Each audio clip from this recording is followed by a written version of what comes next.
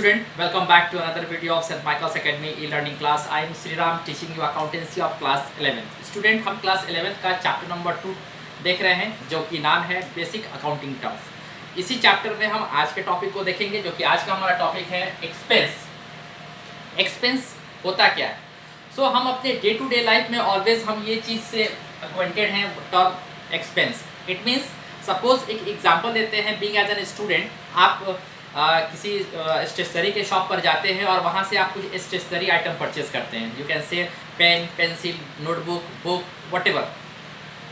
जब आप कोई चीज़ परचेज करते हैं और परचेज करने के बाद जब दुकानदार आपसे उसका वैल्यू मांगता है, उसका जब दाम मांगता है, तो आप उसे पे करते हैं और कहते हैं सर वो तो मेरे लिए एक्सपेंस हो गया। Very good. तो एक्सपेंस से हम ऑलरेडी फैमिलियर हैं। तो एक्सपेंस हमारा एक डे टू डे लाइफ में हम वेरी उससे फैमिलियर हैं। और अब हम इसे अकाउंटिंग के टर्म में देखेंगे कि अकाउंटिंग में उसे क्या हम करते हैं। बिकॉज अकाउंटिंग में क्या है कि एक सर्टेन प्रिंसिपल्स को हमको फॉलो करना होता है ताकि सभी जो भी लोग उस प्रिंसिपल्स को फॉलो करने वाले हैं सभी कोई अपना उसे एक सर्टेन प्रिंसिपल्स को ही फॉलो करें। नहीं, अगर एक सर्टेन प्रिंसिपल्स को फॉलो लोग नहीं करेंगे तो फिर सब कोई अलग अलग हिसाब से अपने अपने हिसाब से अकाउंटिंग करेंगे और तब क्या हो जाएगा, मिसमैच हो जाएगा। सो दैट्स में हमें एक सर्टेन प्रिंसिपल्स को फॉलो करना बहुत इंपॉर्टेंट है। जैसे कि आपने देखा था चैप्टर नंबर 1 के इंट्रोडक्शन हमने बताया था accounting is an art and science. ये एक आर्ट भी है और एक क्या है, साइंस भी है। बिकॉज साइंस में ये सर्टेन प्रिंसिपल्स को फॉलो करता है। So now let's see the definition. जब हम डेफिनेशन की बात करते हैं तो डेफिनेशन क्या होगा? तो expenses is the cost incurred for generating revenue. Revenue generate करने के लिए जो भी हम खर्च करते हैं वही हमारा क्या कहलाता है, एक्सपेंस कहलाता है। इन other words it is the monetary measure of inputs. दूसरे भाषा में हम क्या क्या कर सकते हैं, ये मॉनेटरी मेजर्स है। मॉनेटरी मेजर्स मीन्स जिसका कोई वैल्यू होगा, मॉनेटरी वैल्यू होगा, व्हाट्स होगा, वही हमारा क्या कहलाएगा, एक्सपेंस कहलाएगा। एग्जाम्पल के तौर पे देखते हैं, यहाँ पे एक वर्ड आया that is cost incurred. Cost incurred for generating revenue. Revenue generate करने के लिए हम क्या करते हैं, जो भी खर्च करते हैं। एक जैसे हम कहावत कहते हैं ना, मनी बिगेट्स मनी, पैसा पैसा कमाता है, उसी तरह से यहाँ पे एक एग्जाम्पल लेते हैं। सपोज एक शॉपकीपर है, इसने क्या किया, एक बिल्डिंग रेंट पर लिया। क्यों लिया है बिल्डिंग रेंट पे लिया? For business purpose. और हमेशा एक याद रखेंगे हम कि हम अकाउंटिंग किसका करते हैं, बिजनेस का करते हैं, किसी इंडिविजुअल का नहीं करते हैं। सो एक शॉपकीपर ने बिल्डिंग को रेंट लिया, बिल्डिंग को रेंट लिया और वो क्या किया, इस बिल्डिंग को यूज करके क्या करता है, रेवेन्यू जनरेट करता है, रेवेन्यू अर्न किया। तो यहाँ पे जो भी उसने खर्च किया, it means eight the end of the month वो बिल्डिंग का क्या करेगा, रेंट पे करेगा। बिल्डिंग का वो क्या करेगा, रेंट पे करेगा। तो ये जो रेंट वो पे करेगा that is the cost incurred for generating revenue. उसने रेंट क्यों पे किया है, क्योंकि उसने बिल्डिंग लिया। बिल्डिंग क्यों लिया, बिकॉज वो शॉपकीपर है, उसे क्या करना है, दुकान खोलना है और दुकान खोल के वो क्या करेगा, रेवेन्यू जनरेट करेगा। तो हम बोल सकते हैं कि एक्सपेंसेस क्या है, expenses means the cost incurred for generating revenue. Revenue generate करने के लिए जो भी चीज़ हम खर्च करते हैं वो हमारा क्या कहलाता है, एक्सपेंसेस कहलाता है। तो ये तो हमारा नॉर्मल सा एग्जांपल है जो आप कहेंगे सर ये तो हमें पहले से ही पता था, नया क्या है। अब हम एक नए टॉपिक को इसी में समझेंगे ताकि अकाउंटिंग के भाषा में हम एक्सपेंस को कैसे समझेंगे, क्या होता है एक्सपेंसेस। अकाउंटिंग के टर्म में जब हम देखेंगे तो एक्सपेंसेस को हम कह सकते हैं कि एक्सपेंसेस क्या है। एक्सपेंसेस तो यही डेफिनेशन करेंगे, उसमें एक चीज़ और हम क्या जोड़ेंगे, इट मीन्स बेनिफिट। उस पर्टिकुलर थिंग का हम क्या करेंगे, बेनिफिट ऑलरेडी टेकन या इंजॉयड। सबसे बड़ी बात है कि बेनिफिट जो होता है वो हमने क्या किया, ऑलरेडी ले लिया या उसका हमने क्या कर लिया, बेनिफिट इंजॉय कर रखा है। फॉर एग्जांपल सपोज करते हैं आपको from one place to other place आपको जाना है और आप एक ऑटो हायर करते हैं और ऑटो हायर करके आप यहाँ से वहाँ गए तो आपने क्या किया, उसको उसका भाड़ा दिया, फेयर दिया, that is an expense. Very good. But कभी कभी क्या होगा कि हम एक्सपेंसेस को वैसे भी चीज को अकाउंटिंग में एक्सपेंस करेंगे जिसका whether cash has been paid or not. Benefit हमने एंजॉय किया, भले ही हमने कैश पे किया हो या न किया हो, वो भी हमारे लिए क्या हो जाएगा, एक्सपेंस हो जाएगा। हमने एक ऑटो वाले का भी एग्जांपल दिया कि हमने ऑटो लिया, हायर किया, तो जब हम उसे कैश दे देते हैं, जो भी उसका फेयर होगा कैश देंगे, तब तो वो हमारे लिए एक्सपेंस है। वेरी गुड, बिकॉज हमने वो पैसा उसे दे दिया, देर एंड देर हम पैसा उसे दे दिए। बट अनदर टर्म यहाँ कहता है whether cash has been paid or not, हमने कैश दिया भी या नहीं भी दिया तो भी वो हमारे लिए क्या हो जाएगा, एक्सपेंस हो जाएगा। क्यों? बिकॉज हमने क्या किया है, ऑलरेडी उसका बेनिफिट हमने ले रखा है, हमने उसको इंजॉय किया। सपोज करते हैं आप मूवी देखने जाते हैं, और मूवी देखने जाते हैं तो वहाँ पे आप मूवी के टिकट का दाम देते हैं। सो इट मीन्स आप वहाँ पे क्या किए, बेनिफिट ऑलरेडी इंजॉय किए, तब आपने उसका पेमेंट किया। अगर आप मूवी देखने गए और फिर आपने उसका पेमेंट नहीं किया, फिर भी आप अपने बुक्स ऑफ अकाउंट्स में लिखेंगे कि हमने क्या किया, वो हमारे लिए क्या है, एक्सपेंस है। तो एक्सपेंस के लिए आपको अकाउंटिंग टर्म में ये दो चीज़ हमेशा याद रखने की चीज़ है, क्या कि बेनिफिट जिसका हमने ले लिया हो, और दूसरा चीज़ क्या है, whether cash has been paid or not, हमने कैश पे किया भी हो या नहीं भी किया हो फिर भी वो हमारे लिए क्या होगा, एक्सपेंस होगा। क्लियर? अगर नहीं क्लियर तो हम एक और एग्जांपल देते हैं, उससे आपको और भी अच्छे से क्लियर हो जाएगा ये टॉपिक।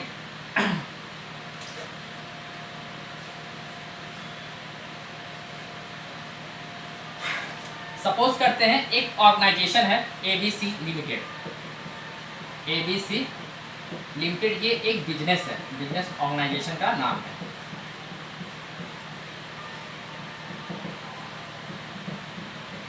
ये ABC लिमिटेड क्या है, एक बिजनेस ऑर्गेनाइजेशन।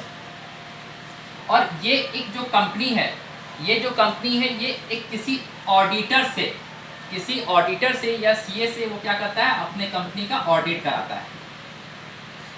क्लियर? तो लेकिन जब ये ऑडिटर अपना सर्विस रेंडर कर देता है, जब ये अपना सर्विस दे दिया और जब ये इससे क्या मांगेगा, जब ये इससे ऑडिट कराया तो ये फिर इससे क्या मांगेगा, अपना रेम्यूनरेशन मांगेगा। अगर ये कंपनी ने इसे रेम्यूनरेशन दे दिया तब तो वो उसके लिए एक्सपेंस है।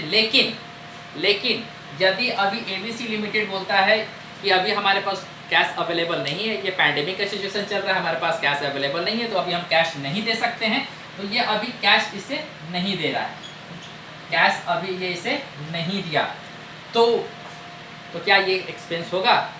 हाँ जी बिल्कुल होगा। ये ABC लिमिटेड के लिए क्या होगा, ये एक्सपेंस होगा। ये जो उसने रेम्यूनरेशन देना है वो उसके लिए एक्सपेंस होगा। क्यों एक्सपेंस होगा?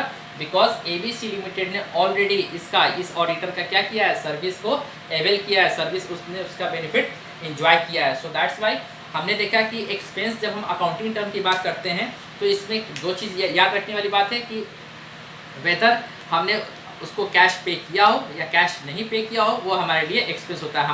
हमारे लिए इन द सेंस बिजनेस के लिए ऑलवेज हम किसके लिए वर्क करते हैं, बिजनेस के लिए। जो भी हम अकाउंटिंग ट्रांजैक्शन एंट्री करते हैं वो किसके लिए करते हैं, बिजनेस के लिए करते हैं। सो एक्सपेंसेस को हम सिंपली कर सकते हैं, expenses is the cost incurred for generating revenue whether cash has been paid or not, वो हमारे लिए क्या होगा, एक्सपेंसेस होगा। ओके, नाउ स्टूडेंट, अब जो हम अगला टॉपिक देखेंगे दैट इज इनकम। इनकम क्या है हमारा, जो इससे पहले जो हमने देखा था टर्म दैट इज एक्सपेंस, तो एक्सपेंस का अपोजिट हम कह सकते हैं वो क्या होगा, इनकम। सो इनकम भी क्या है कि हमारे साथ आप ऑलरेडी फैमिलियर हैं। इनकम मीन्स आमदनी। कि सपोज करते हैं कि पापा जी आपके जब वर्क करते हैं, कहीं जॉब करते हैं, तो eight the end of the month उन्हें सैलरी मिलेगा, तो वो उनके लिए क्या है, आमदनी। सो ये आप बहुत फैमिलियर हैं। तो हम जब अब अकाउंटिंग टर्म में देखते हैं कि इनकम हम किसे कहेंगे। So let's see, income is the profit earn during an accounting period. क्या है इनकम? इनकम मीन्स जो भी हमें प्रॉफिट हुआ एक साल में। अकाउंटिंग पीरियड मीन्स एक साल, जो हमने बताया था। Accounting period means tenure of 1 year, that is from 1st of April to 31st of March next year. तो एक साल, जो एक साल है, उस एक साल में जो भी प्रॉफिट कंपनी को अर्न होता है, बिजनेस को जो भी प्रॉफिट अर्न होता है, वो उसके लिए क्या है, इनकम है। सिंपल।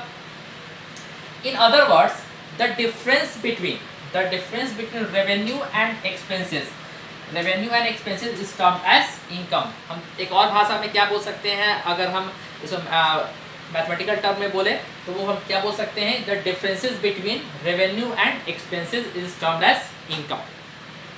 सो जो हमारा difference between revenue and expense है, तो उसे हम यहाँ पे लिख सकते हैं। कैसे लिख सकते हैं? तो उसको लिखने के लिए हम क्या लिख सकते हैं, इनकम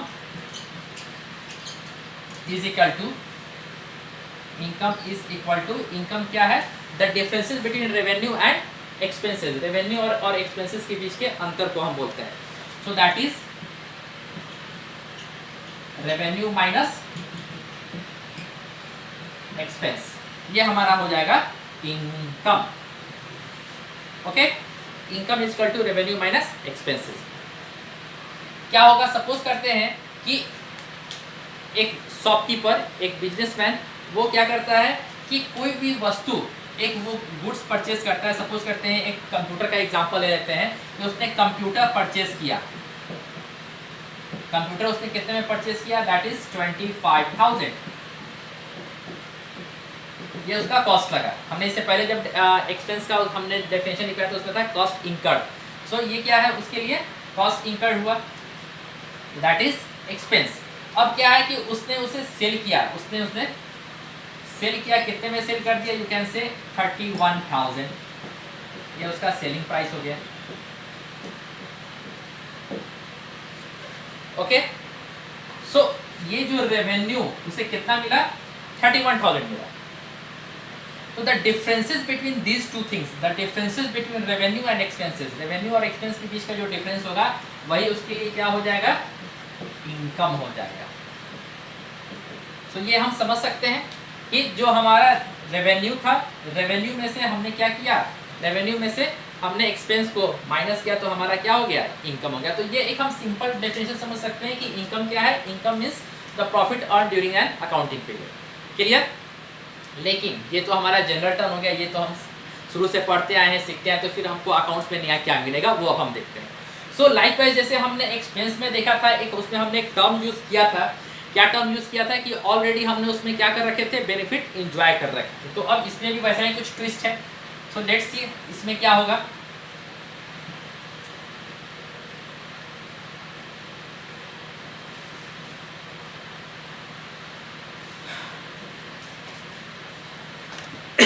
तो इसमें क्या होगा स्टूडेंट, ये हमारा जो थ्योरेटिकल पोर्शन है, ये इसको समझना बहुत इंपॉर्टेंट है क्लास 11 के लिए, बिकॉज ये बेस है और इसी पे हमें पूरा अकाउंट्स टिका हुआ है। सो इसे हमें बहुत अच्छे से समझना पड़ेगा।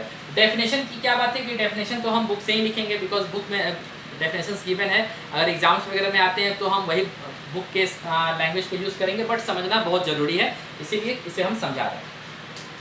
सो हमने कहा कि इनकम क्या है, द डिफरेंसेस, ये तो हमें पता चल गया क्या है, the differences between revenue and expenses is termed as income. ये हमें पता चले कि इनकम क्या होगा कि जो भी मेरा रेवेन्यू है और एक्सपेंस के बीच के जो अंतर होंगे वो हमारे लिए क्या हो जाएंगे, इनकम हो जाएंगे। लेकिन क्योंकि ये अकाउंट्स है तो इसमें थोड़ा सा ट्विस्ट रहेगा।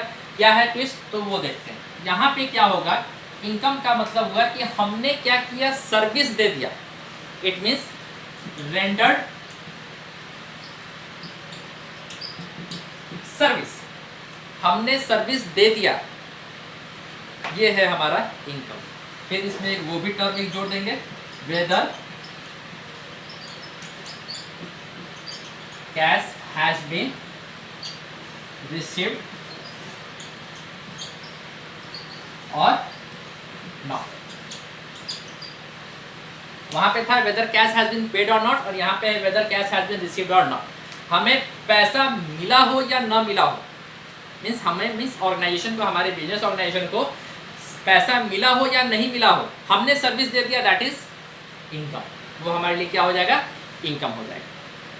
इसको एक एग्जांपल से समझते हैं। ये जो दो टर्म, ये हमारे जब अकाउंटिंग टर्म की बात करेंगे तो अकाउंटिंग में जब इनकम को हमको डिफाइन करना होगा और समझना होगा तो उसके लिए ये दो इंपॉर्टेंट टॉपिक आ जाते हैं। ये दो जो उसके पॉइंट है ये इंपॉर्टेंट है। क्या, पहला रेंडर्ड सर्विस, हमने सर्विस दे दिया, that is income. Another thing क्या है, whether cash has been received or not, भले ही हमें कैश मिला हो या न मिला हो, वो हमारे लिए क्या है, इनकम है। अब ये थोड़ा सा कंफ्यूजिंग टर्म हो गया कि ये कैसे हो सकता है। तो एक हिंदी में हम बोलते हैं ना, कर्म कर फल की चिंता मत कर। लाइकवाइज वही चीज़, सेम चीज़ यहाँ पे हमें इम्प्लीमेंट करना है कि हमको सर्विस देना है, we have to render our service, whether cash is receiving or not, cash हमें मिल रहा है या नहीं मिल रहा है। तो इसके लिए हम एक एग्जांपल देखते हैं कि सपोज करते हैं, इसे इरेज करते हैं हम, rendered service whether cash has been paid or not. इसके लिए एक एग्जांपल है, वो एग्जांपल जरा हम समझते हैं कि एग्जांपल से ये टर्म थोड़ा सा क्लियर हो जाएगा। सपोज करते हैं कि एक ऑर्गेनाइजेशन है, एक ऑर्गेनाइजेशन है XYZ लिमिटेड, XYZ लिमिटेड, और ये दूसरे कंपनी को ये दूसरे कंपनी को क्या दिया, सर्विस दिया।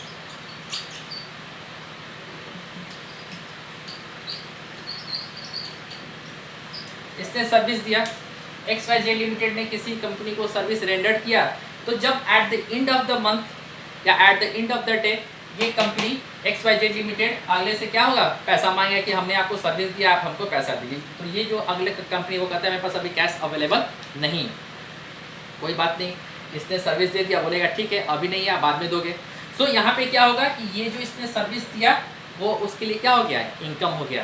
Weather cash has been received or not, उसे कैश मिला हो या ना मिला हो, वो उसके लिए क्या हो जाएगा, इनकम हो जाएगा। तो यही चीज़ है कि ड्यूरिंग एन अकाउंटिंग पीरियड, और बेसिकली ये जो हमारा जो इनकम है या जो हमने एक्सपेंस देखा वो बेसिकली एक साल के अंदर के हम टेनर को देखते हैं, whether cash has been paid or not और whether cash has been received or not. तो ये है हमारा इनकम। Okay student,